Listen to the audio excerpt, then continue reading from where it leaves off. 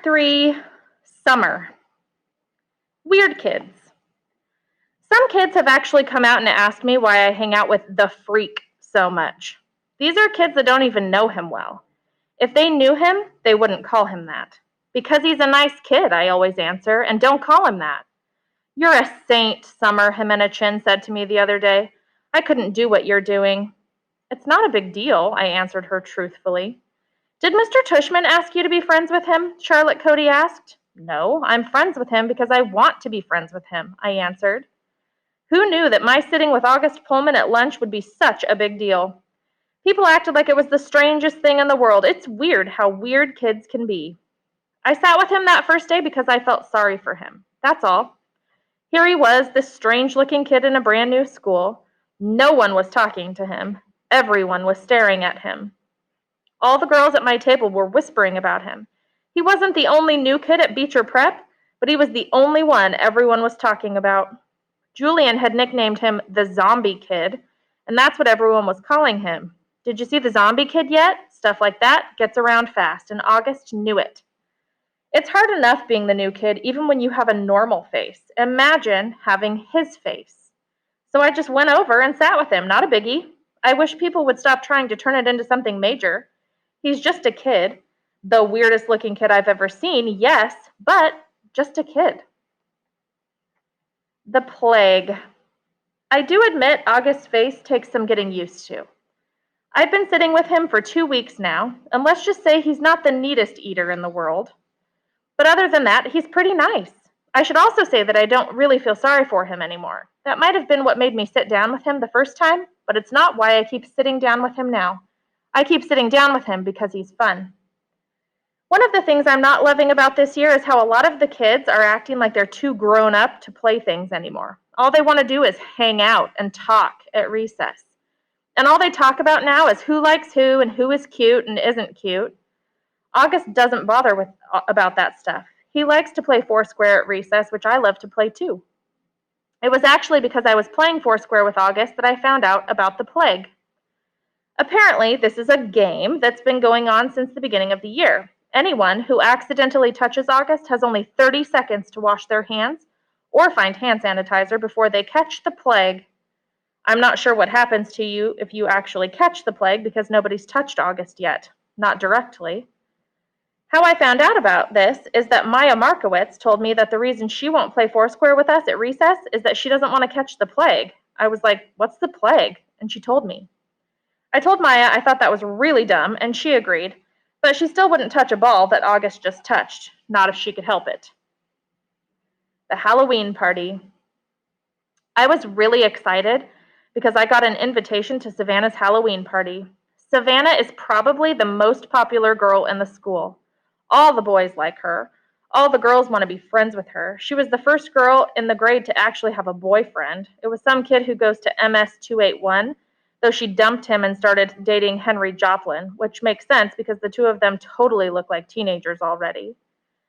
Anyway, even though I'm not in the popular group, I somehow got invited, which is very cool. When I told Savannah I got her invitation and would be going to her party, she was really nice to me, though she made sure to tell me that she didn't invite a lot of people, so I shouldn't go around bragging to anyone that I got invited.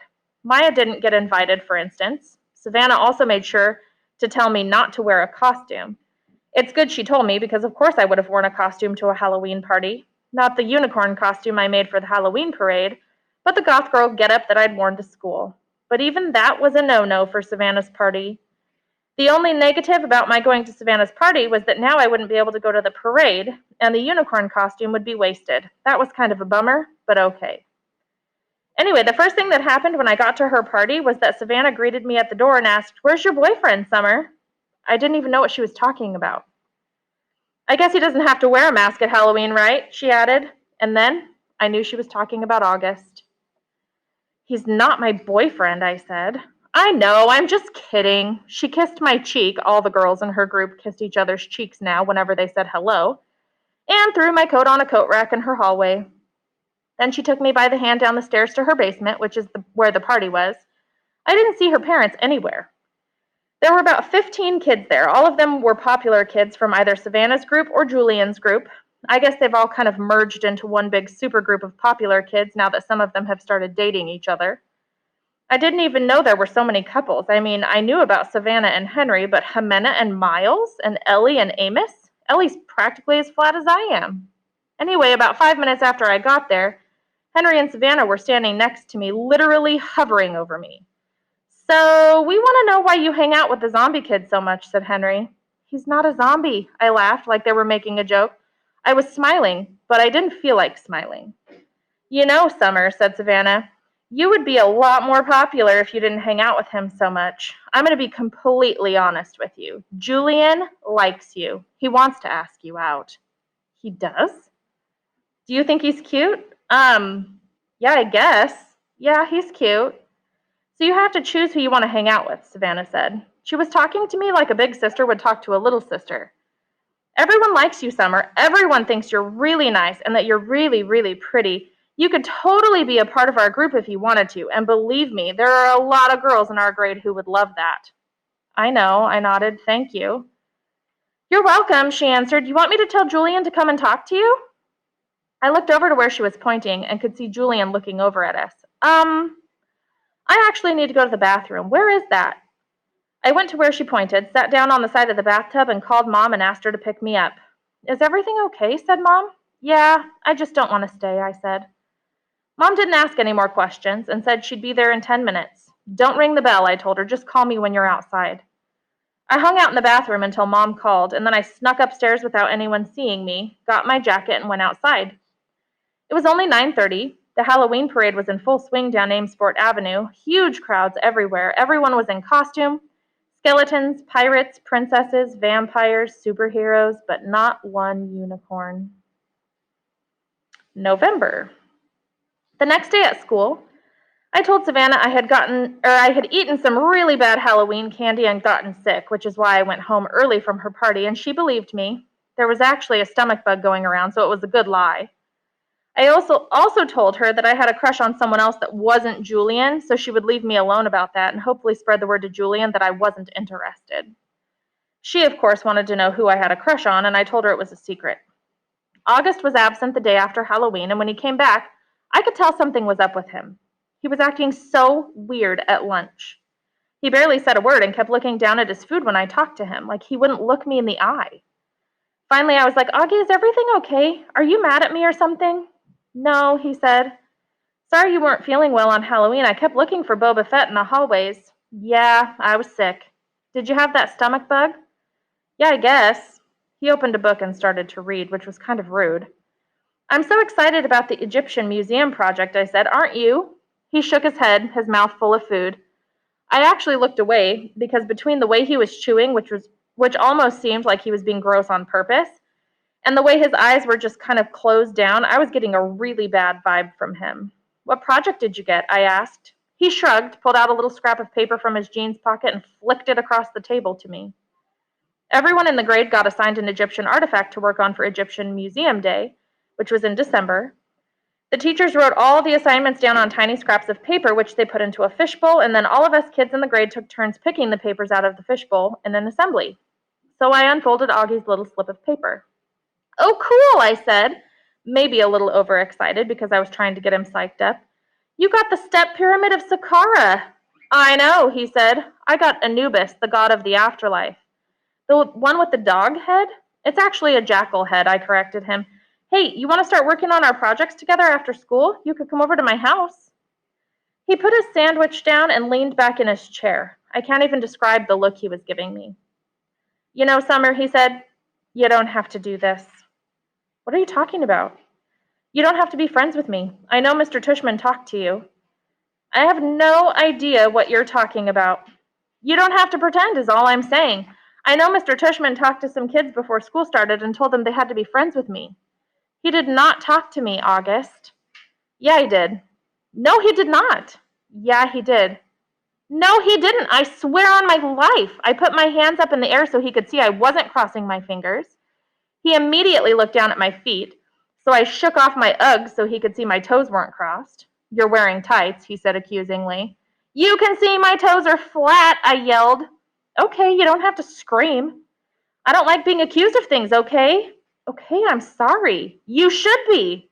He really didn't talk to you? Augie! Okay, I'm really sorry. I would have stayed mad at him longer, but then he told me about something bad that had happened to him on Halloween, and I couldn't stay mad at him anymore. Basically, he heard Jack bad-mouthing him and saying really horrible things behind his back. It kind of explained his attitude, and now I knew why he'd been out sick. Promise you won't tell anyone, he said. I won't, I nodded. Promise you won't ever be mean like that to me again? Promise, he said, and we pinky swore. Warning, this kid is rated R. I had warned Mom about August's face. I had described what he looked like. I did this because I know she's not always so good at faking her feelings, and August was coming over for the first time today. I even sent her a text at work to remind her about it, but I could tell from the expression on her face when she came home after work that I hadn't prepared her enough. She was shocked when she came through the door and saw his face for the first time. Hi, Mom, this is Augie. Can he stay for dinner? I asked quickly. It took a second for my question to even register. Hi, Augie, she said, of course, sweetheart, if it's okay with Augie's mother. While Augie called his mother on his cell phone, I whispered to Mom, Stop making that weirded out face! She had that look like when she's watching the news and some horrific event has happened. She nodded quickly, like she hadn't realized she was making a face, and was really nice and normal to Augie afterward. After a while, Augie and I got tired of working on our projects and went to hang out in the living room. Augie was looking at the pictures on the mantle, and he saw a picture of me and Daddy. Is that your dad? He said. Yeah, I didn't know you were, what's the word? Biracial. Yeah, that's the word. Yeah. He looked at the picture again. Are your parents divorced? I've never seen him at drop-off or anything. Oh, no, I said. He was a platoon sergeant. He died a few years ago. Whoa, I didn't know that. Yeah, I nodded, handing him a picture of my dad in his uniform. Wow, look at all those medals. Yeah, he was pretty awesome. Wow, Summer, I'm sorry. Yeah, it sucks. I miss him a lot. Yeah, wow, he nodded, handing me back the picture. Have you ever known anyone who's died? I asked. Just my grandmother, and I don't really even remember her. That's too bad. Augie nodded. You ever wonder what happens to people when they die? I asked. He shrugged. Not really. I mean, I guess they go to heaven. That's where my grands went. I think about it a lot, I said. I think when people die, their souls go to heaven, but just for a little while. Like, that's where they see their old friends and stuff and kind of catch up on old times. But then I actually think their souls start thinking about their lives on earth, like if they were good or bad or whatever. And then they get born again as brand new babies in the world. Why would they want to do that? Because then they get another chance to get it right, I answered. Their souls get a chance to have a do-over. He thought about what I was saying and then nodded. Kind of like when you get a makeup test, he said. Right. But they don't actually come back looking the same, he said. I mean, they look completely different when they come back, right? Oh, yeah, I answered. Your soul stays the same, but everything else is different. I like that, he said, nodding a lot. I really like that, Summer. That means in my next life, I won't be stuck with this face. He pointed to his face when he said that and batted his eyes, which made me laugh. I guess not, I shrugged. Hey, I might even be handsome, he said, smiling. That would be so awesome, wouldn't it? I could come back and be this good-looking dude and be super buff and super tall. I laughed again. He was such a good sport about himself. That's one of the things I like the most about Augie. Hey, Augie, can I ask you a question? Yeah, he said, like he knew exactly what I wanted to ask. I hesitated. I've been wanting to ask him this for a while, but I've always lost the guts to ask. What? He said. You want to know what's wrong with my face? Yeah, I guess, if it's okay for me to ask. He shrugged. I was so relieved that he didn't seem mad or sad. Yeah, it's no big deal, he said casually. The main thing I have is this thing called mandibulofacial dysostosis, which took me forever to learn how to pronounce, by the way. But I also have this other syndrome thing that I can't even pronounce, and these things kind of just morphed together into one big super thing, which is so rare, they don't even have a name for it. I mean, I don't want to brag or anything, but I'm actually considered something of a medical wonder, you know. He smiled. That was a joke, he said. You can laugh. I smiled and shook my head. You're funny, Augie, I said. Yes, I am, he said proudly. I am cool beans. The Egyptian Tomb.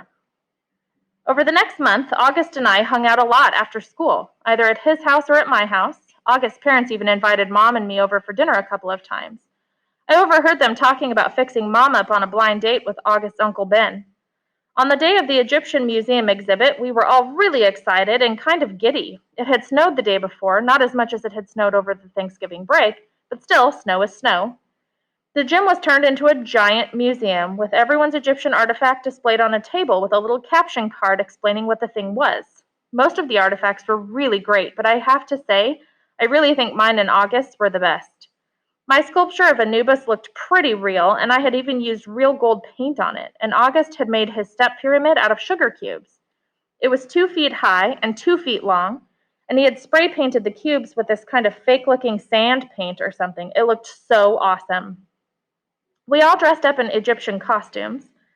Some of the kids were Indiana Jones type archaeologists, some of them dressed up like pharaohs. August and I dressed up like mummies. Our faces were covered except for 2 little holes for the eyes and 1 little hole for the mouth. When the parents showed up, they all lined up in the hallway in front of the gym. Then we were told we could go get our parents, and each kid got to take his or her parent on a flashlight tour through the dark gym. August and I took our moms around together. We stopped at each exhibit, explaining what it was, talking in whispers, answering questions. Since it was dark, we used our flashlights to illuminate the artifacts while we were talking. Sometimes, for dramatic effect, we would hold the flashlights under our chins while we were explaining something in detail. It was so much fun, hearing all these whispers in the dark, seeing all the lights zigzagging around the dark room. At one point, I went over to get a drink at the water fountain. I had to take the mummy wrap off my face. "Hey, Summer," said Jack, who came over to talk to me. He was dressed like the man from The Mummy. "Cool costume." "Thanks. Is the other mummy August?" "Yeah." Hey, do you know why August is mad at me?" "Uh-huh," I nodded. "Can you tell me?" "No." He nodded. He seemed bummed. "I told him I wouldn't tell you," I explained. "It's so weird," he said. "I have no idea why he's mad at me all of a sudden. None. Can't you at least give me a hint?" I looked over at where August was across the room talking to our moms. I wasn't about to break my solid oath that I wouldn't tell anyone about what he overheard at Halloween, but I felt bad for Jack. "Bleeding scream," I whispered in his ear, and then walked away.